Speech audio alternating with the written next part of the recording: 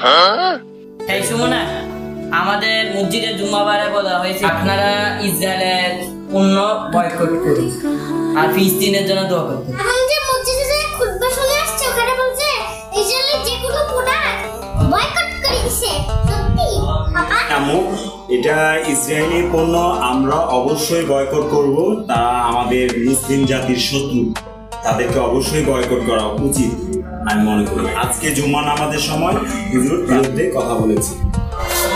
বাবা, এটাও কি ইসরায়েলি পণ্য?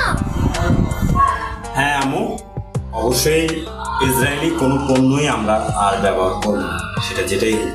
আমাদের দেশীয় অনেক পণ্য আছে, আমরা সেটা ব্যবহার করতে পারি, এতে আমাদের দেশের জন্যই